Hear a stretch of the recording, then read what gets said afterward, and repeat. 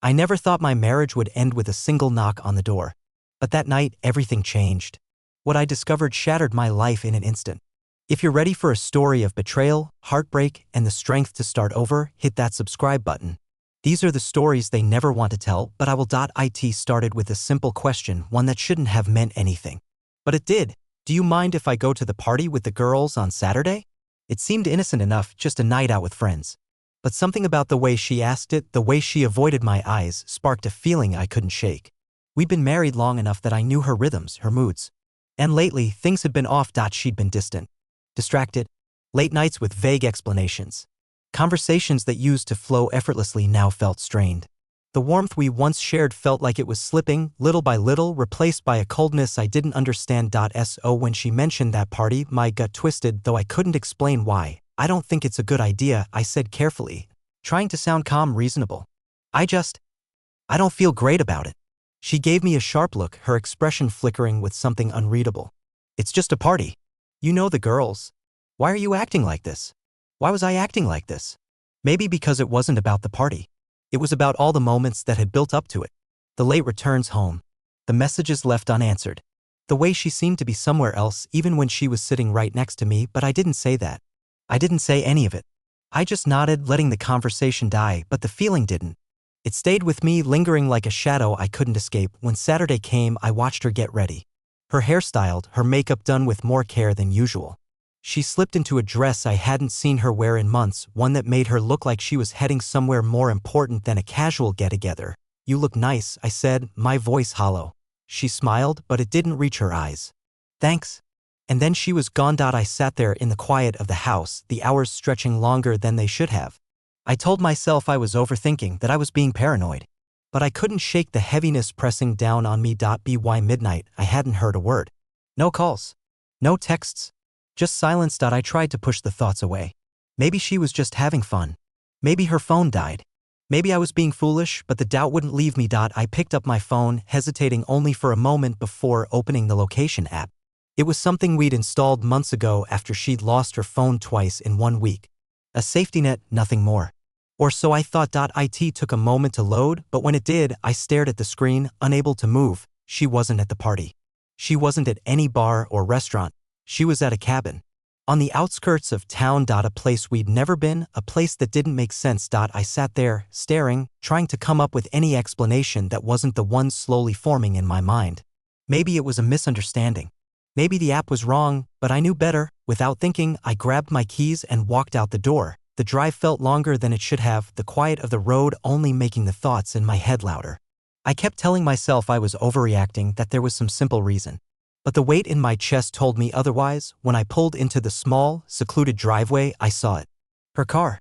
Parked to the side, half hidden beneath the trees. I sat there for a long moment, staring. Waiting for something, anything that would make this feel less real, but there was nothing. I stepped out of the car, my body moving before my mind could catch up. The air was cool, heavy. The cabin stood quiet, lights on inside, shadows moving behind the curtains. I didn't want to believe it. I didn't want this to be happening, but it was. I walked up the narrow path, each step heavier than the last. When I reached the door, I paused, my hand hovering just inches from knocking. What was I doing? Was I ready to see what was behind that door? Did I even want to know? But it was too late for second thoughts. I knocked once, hard. For a moment, nothing. Silence, then a shadow moved. The door opened slightly, just a crack, and there she was. Her eyes went wide, shock flooding her face. She looked different. Her hair was tousled, her expression panicked. Like she was caught somewhere she wasn't supposed to be. What are you doing here? She asked, her voice low, uncertain. I stared at her, searching her face for some kind of answer. Some kind of reason that would make all of this make sense, but I already knew. Why don't you tell me? I said, my voice sharp, cutting through the night air. She hesitated, eyes darting behind her. As if she was afraid of what I might see, and in that hesitation, I found my answer. She stepped outside, closing the door behind her as though that thin barrier could somehow shield the truth from spilling out. Her eyes darted around, searching the shadows, scanning the darkened trees. She looked scared, not just of me, but of the situation, of the lies she could no longer keep hidden. What are you doing here? She repeated, her voice low, strained. I didn't answer immediately. I stood there, staring at her, trying to memorize this moment, trying to burn it into my mind so I'd never forget how betrayal looked when it was written on someone's face. When I finally spoke, my voice was calm, but it cut through the quiet like glass. You tell me. Why are you here? Her eyes flicked away just for a second, but it was enough. She was searching for an answer, for a lie that might fit, something that would patch over the truth. It's not what you think, she said too quickly. Too practiced. I let out a slow, humorless laugh. Isn't it? She swallowed hard. I needed to clear my head. I needed space. Space? I echoed. You came all the way out here to clear your head? In the middle of the night? To a cabin you've never mentioned? Without telling me where you were going. She hesitated, opening her mouth and then closing it again. The lie was slipping from her fingers, but she was still trying to catch it, still trying to salvage something from this wreck. I didn't want to fight, she said finally, her voice softer now, more careful. I didn't want to make things worse. I stepped forward, my heart pounding so hard I thought it might break through my ribs. You already did. For a moment, she said nothing. Just stood there, eyes wide, face pale. And in that silence I knew. I knew I didn't need to see who was inside. I didn't need to hear her admit it. The truth was already here, standing between us, thick and suffocating. Who is it? I asked, my voice steady but cold. She flinched like I'd struck her. It's not what it looks like. I shook my head, my laugh sharp, bitter. It's exactly what it looks like. There was a beat of silence before she spoke again. Please, let me explain. I don't need an explanation, I said. I just need the truth. And I think I've already got it. She looked down, her shoulders sagging under the weight of it all. There was nothing left for her to say. Not really. I took a step back, my hands trembling though I fought to keep them still. I trusted you, I said quietly. I gave you every chance. And this is what you chose. Tears welled in her eyes, but I didn't care. Not now. I didn't know if they were for me or for the mess she'd created. Maybe for herself, for getting caught. I never meant to hurt you, she whispered. I almost laughed again, but there was no humor left in me. Only exhaustion. You didn't care enough not to. The words hung between us, heavy and final. She reached out like she wanted to take my hand, like she thought she could still fix this. But I stepped back, my movement sharp, instinctive. Don't, I said, my voice low. Don't touch me. She froze, her hand dropping to her side. She looked lost, like a child who'd wandered too far from home. But it was too late. She wasn't lost. She'd made her choice. I didn't say anything else. I turned and walked back to my car, every step heavier than the last. She didn't call after me. She didn't beg me to stay. She just stood there watching me go, and I didn't look back. I couldn't. The drive home was a blur. I don't remember the road, the trees, the empty houses I passed along the way. I don't remember the sound of my own breath or the tightness in my chest. All I remember is the weight of it all pressing down on me, harder with every mile. When I pulled into the driveway, the house looked different. Empty. Like it already knew what had happened. Like it had been waiting for me to come home and face the reality I'd been trying so hard to ignore. I sat there for a long time, staring at the front door, knowing I wouldn't find comfort inside. Knowing that whatever I'd believed we had, whatever I thought we were, it was gone. Eventually, I forced myself out of the car. My steps were slow, dragging. I opened the door and stepped inside, greeted by silence that felt louder than any scream. Her things were still scattered around, her shoes by the door, her jacket draped over the chair. Normal things. Ordinary things. But they felt wrong now, tainted. Like reminders of a life that didn't exist anymore. I dropped my keys on the counter, the sound sharp in the quiet. For a moment I just stood there, listening. Waiting, but the silence stayed. I walked to the living room, sat on the couch and stared at nothing. My hands rested in my lap, motionless. I didn't know what to do. What to think. The weight of it all pressed on me until I felt like I couldn't breathe. I thought about calling someone, but who? What would I say? How could I explain what had just happened? How could I put words to the thing that had shattered me? So I sat there. Alone. I don't know how long I stayed like that. Minutes, hours, it didn't matter. Time didn't matter. Nothing did. At some point I stood, walking to the bedroom, opening the closet. I grabbed a duffel bag, pulling it down from the top shelf. It felt heavy in my hands, though it was empty. Not for long. I packed without thinking, my movements mechanical. Clothes, toiletries, the basics. I didn't know where I was going, but it didn't matter. I just knew I couldn't stay. Not here. Not in this house that felt like a graveyard for everything I thought we had. When I zipped the bag shut, I paused, staring at it. Like maybe it would tell me what to do next. But there was no answer. Just silence. I left the bag by the door and walked back to the couch, sinking down again. My head in my hands, the weight of the night pressing down until I thought it would crush me, and then the front door opened. I didn't look up. I didn't need to. She stood there, silent. Watching me. Waiting, but I didn't move. I didn't speak. I just sat there letting the silence stretch until it swallowed us both. The silence stretched between us like an ocean. I could feel her standing there, just inside the door, unsure of what to say, how to approach me. I didn't lift my head. I didn't want to see her.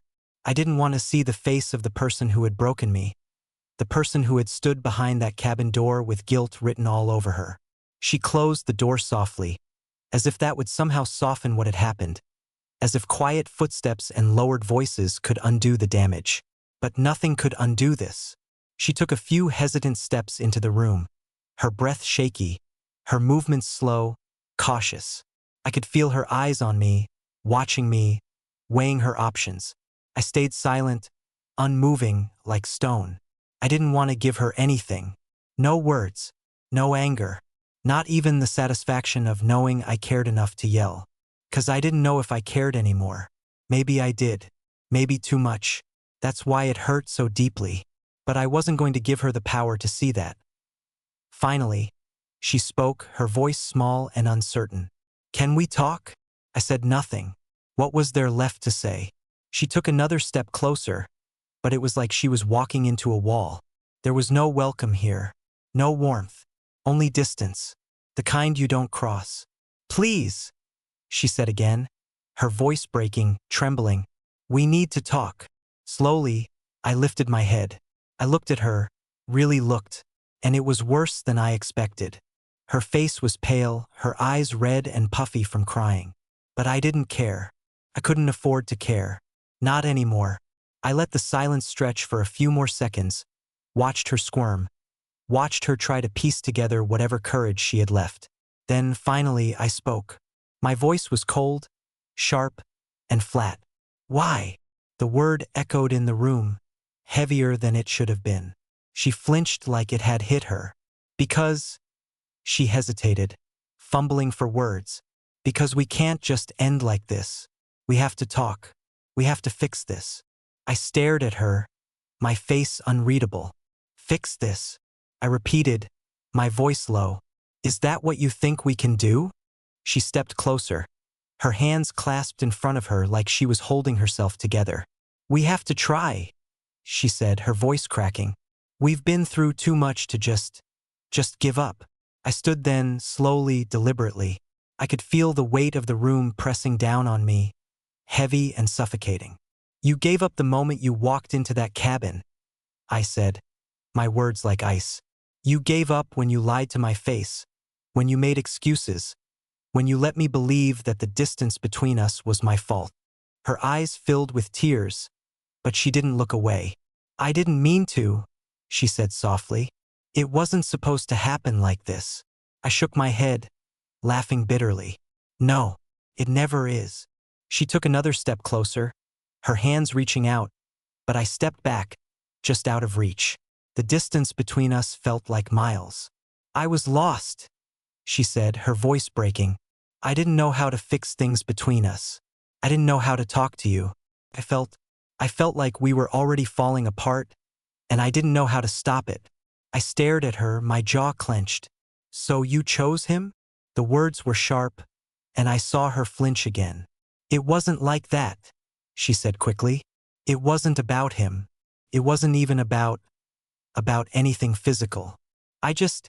She stopped, her breath shaking. "I just needed something. I felt alone." I swallowed hard. "And you thought betraying me would fix that?" She opened her mouth, but no words came. Because there were no words, no excuses, no explanations that could make it better. That could make it hurt less. "I didn't mean for it to go this far," she whispered. "I didn't think it would happen like this. I didn't think I would." She stopped again, choking on the words. I shook my head, my voice calm but hollow. "You didn't think. That's the problem." She looked down at the floor, and for a moment we both stood there in silence. The air was thick, heavy, like it was pressing down on us. I crossed my arms, feeling the weight of it all settle on my shoulders.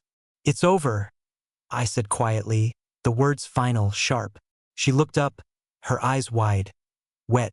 "No," she said quickly, shaking her head. "No, it doesn't have to be.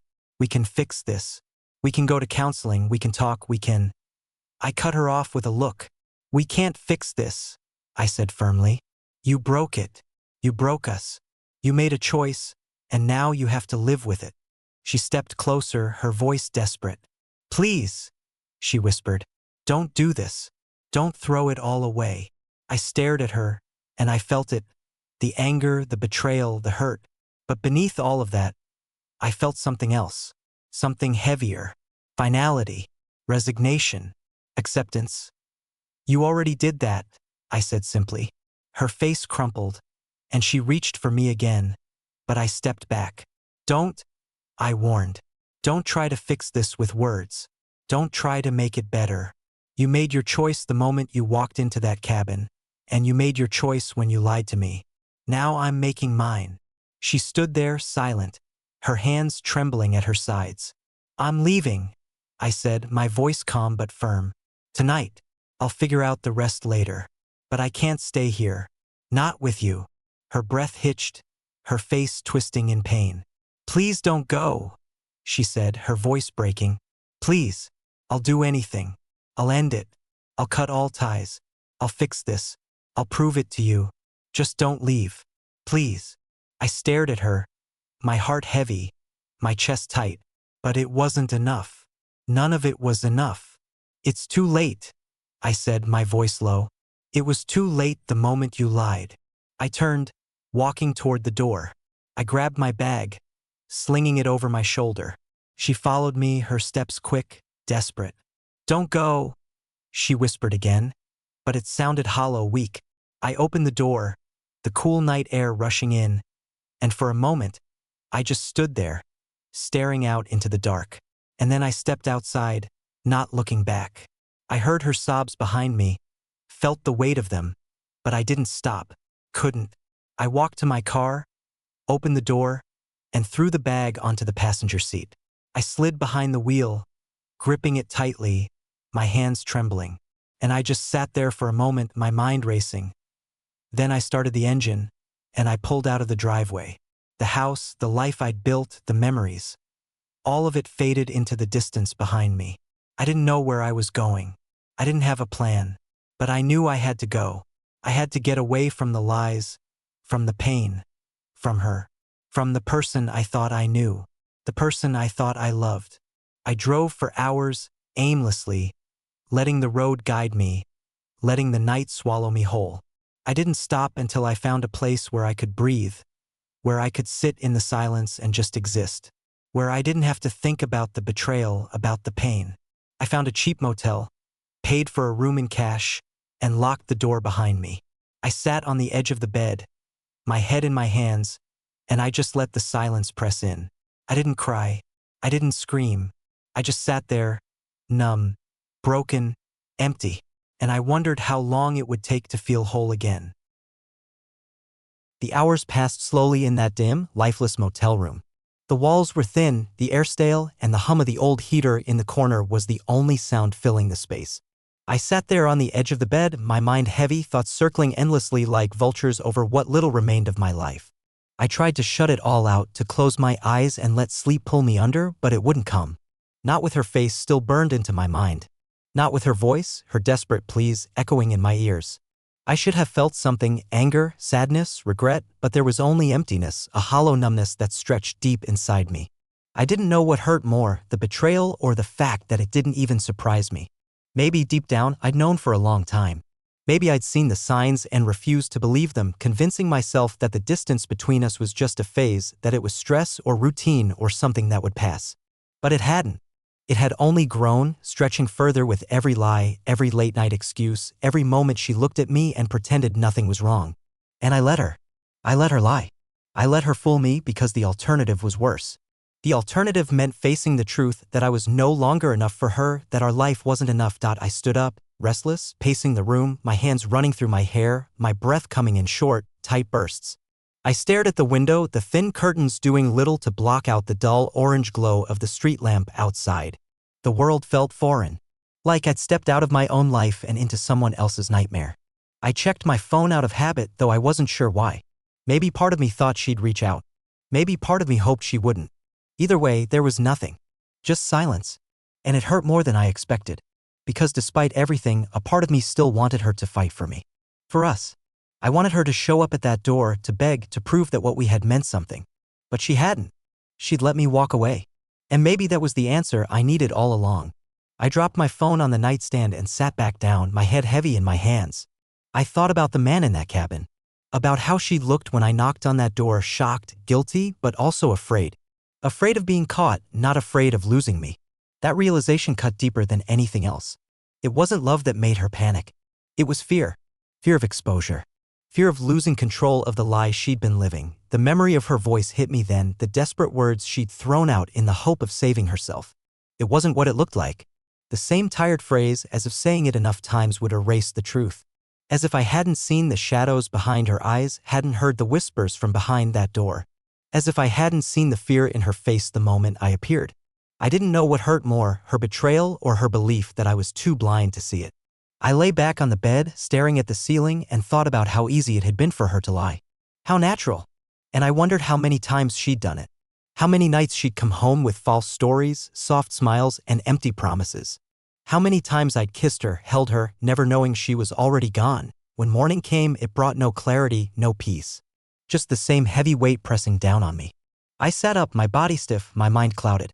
I wanted to believe it had all been a dream, that I'd wake up and find her lying beside me, safe, familiar, and whole. But there was nothing.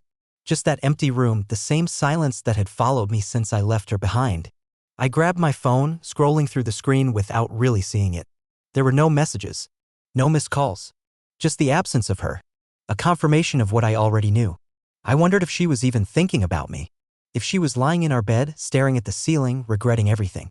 Or if she was still lying to herself, spinning stories in her mind about how none of it was her fault. That it was my distance, my coldness, my failure that drove her into someone else's arms. I wondered if she'd convinced herself that she was the victim. That her betrayal wasn't really betrayal at all. Just a mistake. Just one of those things that happens when life gets hard.